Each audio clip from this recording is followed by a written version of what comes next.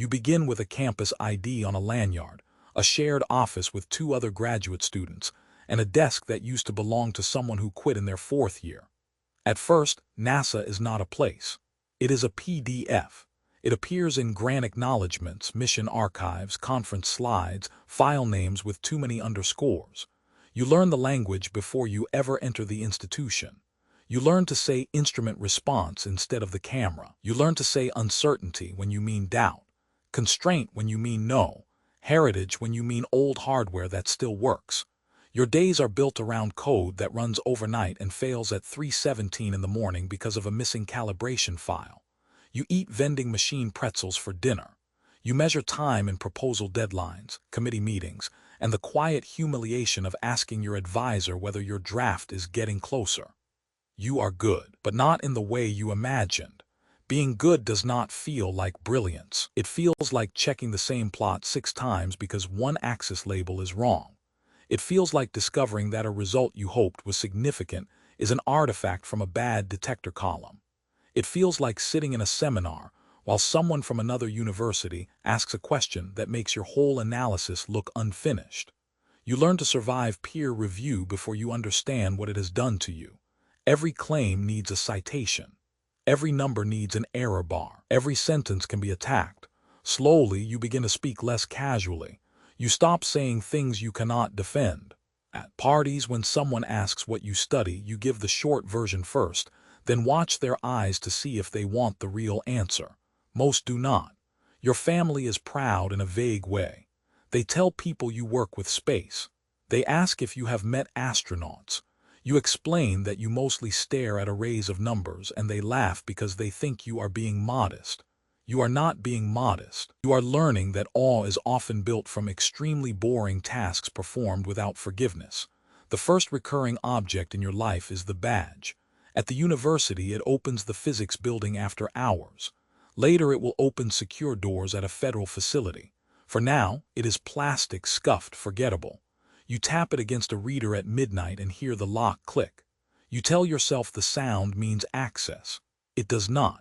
It means you are allowed to keep working. By the time you defend your dissertation, you have lost your natural relationship with sleep. You have learned to read rejection letters without showing your face. You know which journals are slow, which reviewers are cruel, which conferences matter, and which questions in a job interview are actually warnings. Your defense is held in a room with bad carpet and a projector that needs an adapter. Your committee signs a form. There is supermarket cake. Someone takes a photo of you holding a bound copy of a document almost nobody will read. Your parents look relieved in a way that makes you realize they were more worried than they admitted. You think the hard part is over. This is one of the last innocent thoughts you have. Your first NASA job is not permanent. It is a postdoctoral fellowship at a center where the buildings have numbers instead of names, where every hallway smells faintly of coffee, old carpet, and electronics. You arrive early on the first day because you are afraid of looking casual. At the security gate, a guard checks your temporary badge against your driver's license. Behind the gate, traffic moves slowly past low buildings, antenna structures, loading docks, visitor parking, and signs reminding you not to use your phone in controlled areas. The place is less futuristic than people imagine. There are cubicles. There are broken chairs with property tags. There are printers that jam. There are refrigerators full of abandoned lunches. There are government issue monitors and contractors carrying laptops covered in asset stickers. Someone explains where to submit travel requests, how to fill out time cards, which acronyms matter, and which acronyms people pretend to understand. You learn that NASA is not one thing. It is civil servants, contractors, fellows, universities, review boards, procurement offices, mission directorates, safety panels, budget lines, legacy code, and people who know where the real documents are stored. You are assigned a workstation and a mentor who is kind but busy. He has survived 3 mission extensions, 2 failed proposals, 1 reorganization, and a divorce he mentions only indirectly. He teaches you how to write an internal memo that will not embarrass the branch. He teaches you that every meeting has a meeting before it, and every decision has a version that can be said out loud. You start carrying a notebook, not for equations, for names, who owns the dataset, who approves the analysis, who speaks for the instrument team, who was burned by the last schedule slip, who can answer an email in one sentence because they remember a test from 1998. You learn the power of institutional memory. You learn that a retired engineer with a cluttered office and a flip phone can matter more than a polished manager with a slide deck. You learn to listen when older people say, "We tried that once." At first, you are grateful to be in the room. Then you realize being in the room means being accountable for what happens there. You work on a mission already in flight, a spacecraft far enough away that commands take minutes or hours to return, depending on the geometry. You do not touch the spacecraft directly. You prepare analysis products, sit in telecons, review data quality, and update tables that feed decisions made by people whose signatures carry consequences. There is a ritual to operations: morning coffee in a paper cup, login credentials that expire at the worst time, a headset with one ear pressed flat by years of use, telemetry screens, shared drives, status boards, the dry vocabulary of risk: nominal, off-nominal, degraded, recoverable, unknown. The first anomaly changes you. It is not an explosion. It is a value outside tolerance, a trend that should not be trending, a subsystem that stops behaving like the model. People become calm in a way that frightens you. Nobody shouts. Someone opens the procedure. Someone else starts a log. The room tightens around checklists and roles. You realize panic has no professional use. You also realize that calm is not the same as not being afraid. For 3 days, you sleep in fragments. You answer emails from your phone in the grocery store. You eat at your desk. You watch senior engineers disagree politely with the force of people standing on the edge of a cliff. A command is drafted, reviewed, redrafted, approved. The spacecraft responds. The crisis passes. There is no applause. There is an anomaly report, a lessons learned entry, and a new constraint added to future planning. That is how the institution remembers fear, as paperwork. The badge around your neck begins to feel different. It no longer means you are lucky. It means you are implicated. Your personal life narrows first at the edges. You stop committing to dinner plans because launches move, reviews slip, data releases happen, calls get scheduled across time zones. You learn to say, "I might be late," as a permanent condition. Friends outside the field stop asking for details because the details take too long. Romantic relationships become negotiations around absence. You meet someone who likes how intensely you care about your work. Later, that same intensity becomes evidence against you.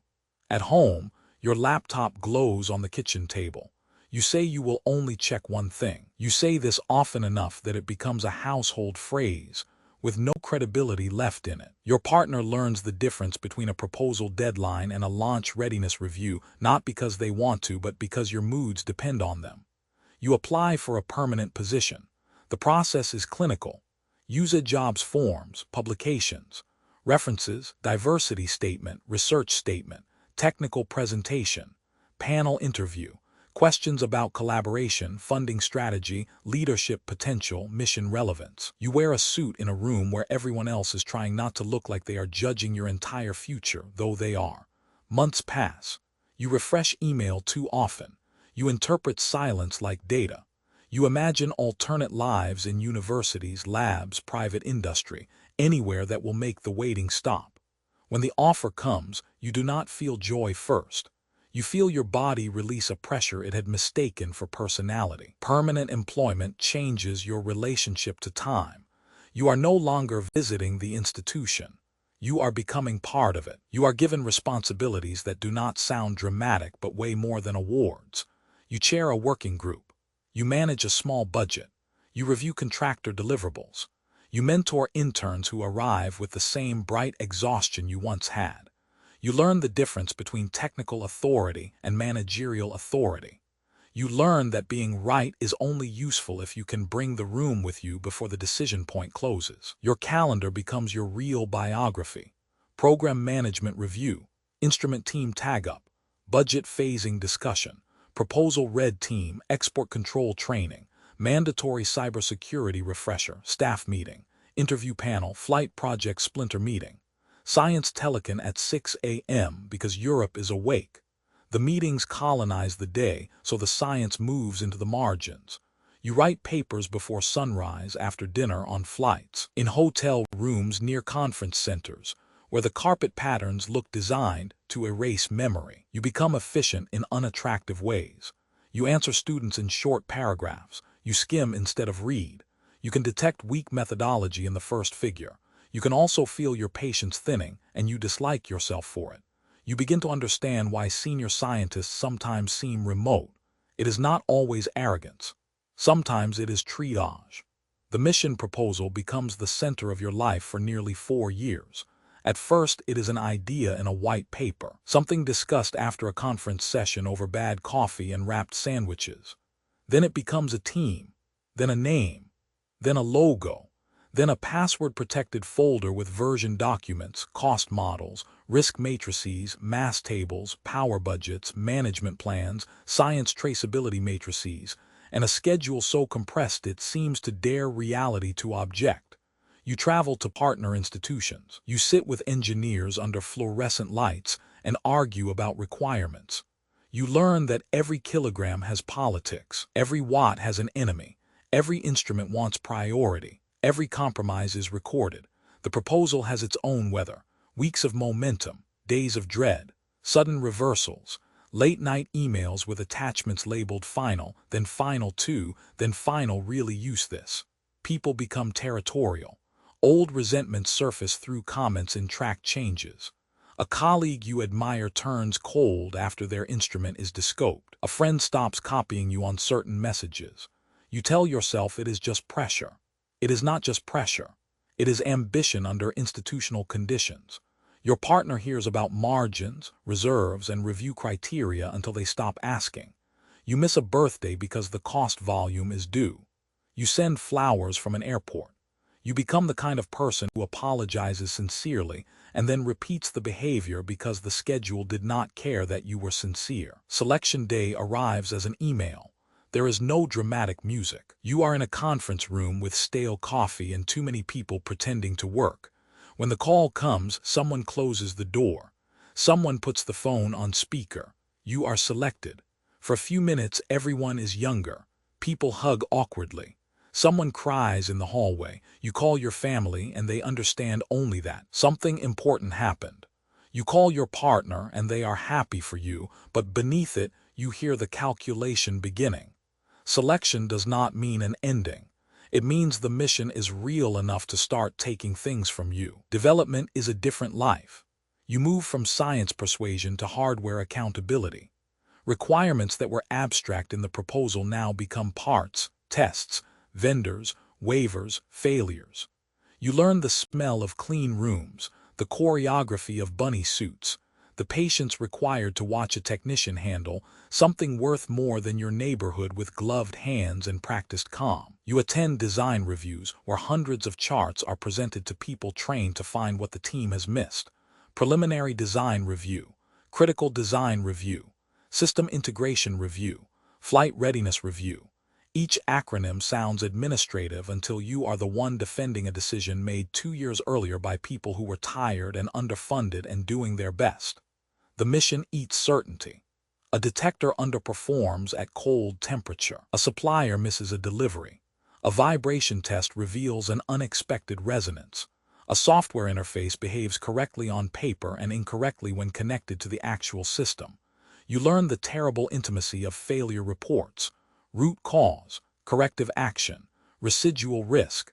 You no longer believe in clean narratives.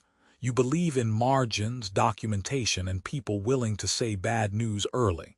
Your body changes. You gain weight from cafeteria food and stress. Your eyes ache. Your back tightens from aircraft seats and conference chairs. You keep antacids in your drawer. You know which hotels near the center have desks with enough outlets. Your phone becomes a leash.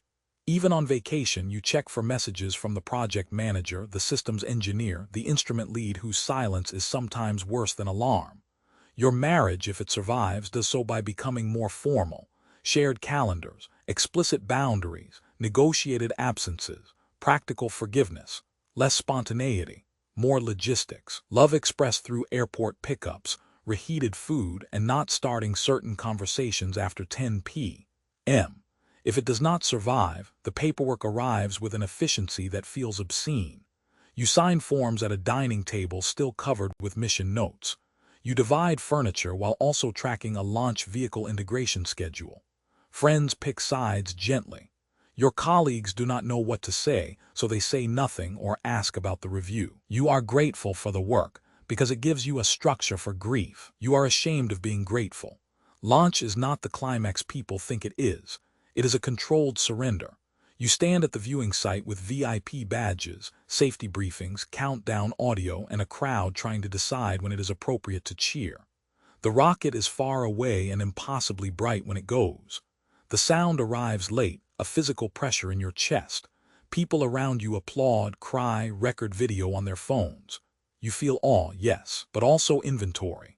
Years of meetings, mistakes, arguments, signatures, resignations, late nights, marriages, children born during reviews, parents lost between deadlines, all converted into a column of fire that does not care about any of you.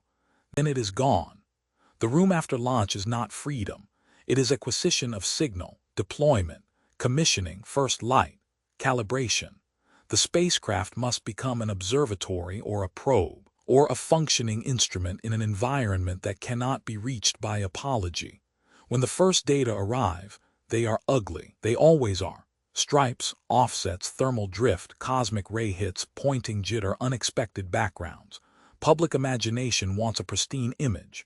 Reality gives you calibration pipelines, uncertainty budgets, and arguments about whether a feature is real. You spend months making the instrument understandable to itself. The first major result should feel like triumph. Instead, it feels like responsibility. You review every figure until you hate it. You worry about overinterpretation. You worry about being too cautious. You prepare for the press briefing where communication staff help translate without distorting. You sit under lights and answer questions from reporters who need plain language by noon. Your name appears in articles. Your inbox fills. For a short period, the outside world recognizes you in the simplified form it can tolerate. NASA scientist, discovery, breakthrough, images, wonder. Inside the building, there is another budget meeting. Fame, when it comes at this scale, is mostly inconvenience and guilt. You know how many people made the work possible. You know how arbitrary visibility can be. You also notice that you like it more than you want to admit. This becomes another private adjustment to your self-image. You had believed your ambition was pure because it served knowledge. Now you understand that even noble work can feed ordinary hunger. Recognition, control, legacy, the desire to be asked, the desire not to be replaceable. As years pass, younger scientists begin treating you as part of the architecture. They quote papers you wrote when you were sleep-deprived and uncertain. They ask for advice after talks. They are careful around you in the way you were once careful around others. You want to tell them that authority feels improvised from the inside, but that would not help them. So you teach procedure. Write the risk down. Save the raw files. Respect the technicians. Do not hide bad news. Never make a schedule that depends on everyone being healthy. Read the solicitation twice. Put the decision in the minutes. Learn the name of the person who actually processes the travel. You become, slowly, a custodian of institutional caution. This is useful. It is also a kind of aging. The badge is replaced more than once. New photo, older face. The lanyard changes after security updates. The doors open with the same small beep. You still feel it in your hand some mornings, the habit of tapping plastic against a reader, the tiny ceremony of being admitted. But access no longer feels like arrival. It feels like return. You lose colleagues now. Some retire. Some move to private companies where the salaries are better and the mission statements are shorter. Some burn out quietly and become names on old email chains. Some die, and their offices are cleaned by people who do not know which scribbled notes mattered. Their project mugs go into boxes. Their whiteboards are erased. The institution continues. That is both its strength and its cruelty. You sit on review panels and reject proposals from people who remind you of yourself. You use phrases that soften the blade. Not selectable at this time, insufficient maturity, unclear traceability, cost risk. You know each phrase will be read at a kitchen table, in an office, on a phone, in a parked car. You know someone's next year will be rearranged by your consensus paragraph. You do it anyway, because the budget is finite, because standards matter, because sympathy cannot launch a mission. This is one of the final lessons. Not that science is pure, but that it is human labor organized through imperfect systems, protected by rules that fail and succeed unevenly. You stop needing the institution to be morally simple. You cannot afford that need anymore. Near the end, you are asked to give talks about your career.